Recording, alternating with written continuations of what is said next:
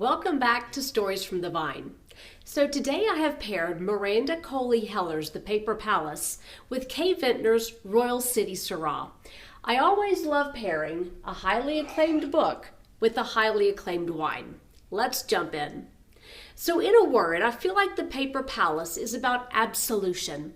The book is about Elle being released from the guilt of her stepbrother's death, guilt that she has shouldered her entire life.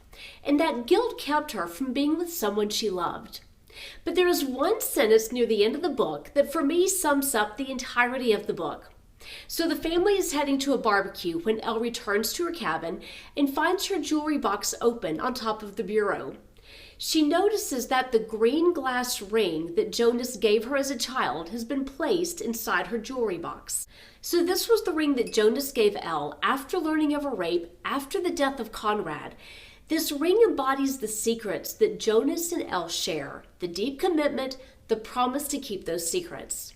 So Elle puts the ring on her finger and she says, "When I put it on my finger, I feel a powerful sense of completion, as if I've finally been made whole, restored." This was a significant statement in the book. She felt a powerful sense of completion. So we need to pair the book with a wine that is powerful and complete. Let's see what the experts say about Kay Vintner's Royal City Syrah. So Jeb Dunnick gave the wine 98 points and said, "Easily one of the richest, most powerful Syrahs in the lineup." Robert Parker gave it 98 points and he said, "The Royal City Syrah bulldozes with elegance and power that is rarely seen in top bottlings." Wine enthusiasts gave this wine a whopping 100 points and said, "There is nothing missing.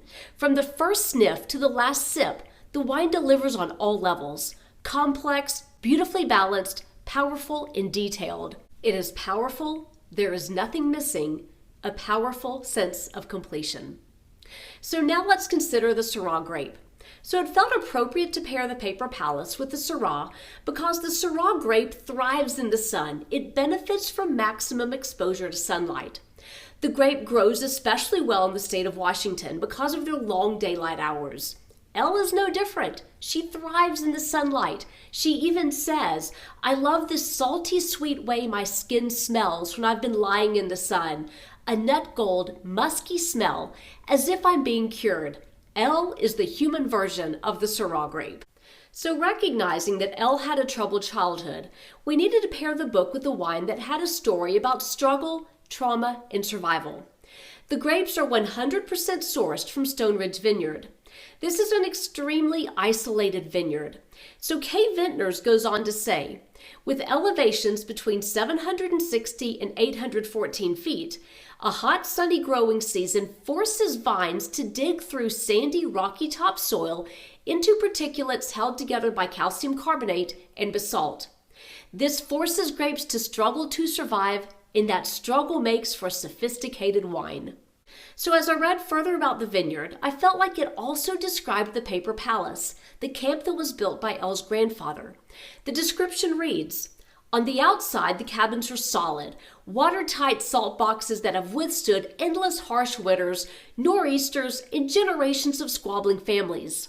But my grandfather was running low on funds, so he built the interior walls and ceilings out of pressed paperboard, homosote, cheap and utilitarian, and he nicknamed the camp the Paper Palace." But in the same thought she continues with, "When the summer breaks and the woods are dense, and the blue herons come back to nest and wade in the bright pond, there is not a better place on earth than this." So in a similar vein, Kay Vintner's describes the Stone Ridge Vineyard saying, "Nothing about Stone Ridge is simple. Even as the vineyard's chunky soil beguiles farming attempts, a shallow underground creek dissecting the vineyard must be reckoned with. This creek grabs the roots of some vines, overwatering them and leaving their fruit less desirable for winemaking. But these challenges aside, somewhere in this remote feast or famine confluence of potential agricultural heartache, real magic resides. And that's the same feeling we get with the Paper Palace. Notwithstanding the pressed paper walls and ceilings, the peeling paint, the shower pipes attached to a tree, the Paper Palace was a magical place." So let's take a look at the tasting notes for the Royal City Syrah. The quintessential Royal City, dark and complex, black cherry, black currant, black coffee, cardamom and wet rock, subtly layered with velvety tension. So at one point late in the book, Elle has a flashback. An image of Jonas comes to me, a small, green-eyed, dark-haired boy lying beside me in the woods on a bed of velvet moss. We are there together, lying by the spring, two strangers with one heart. That sounds like some velvety tension to me. It is Charles Smith's K. Vintners that produces Royal City Syrah. When reflecting on K. Vintners, he says, K is the beginning. K is my Rhone-centric winery that was started by making single vineyard Syrahs back in 1999. K was the opportunity, K was the moment, K is ground zero.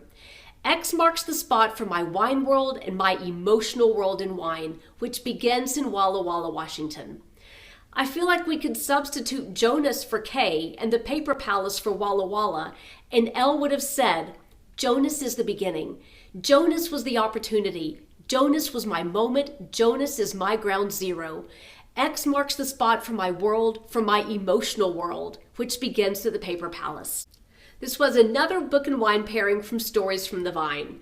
What wine would you pair with the Paper Palace? We look forward to hearing your thoughts. And as always, live life to the fullest through good wine and good books.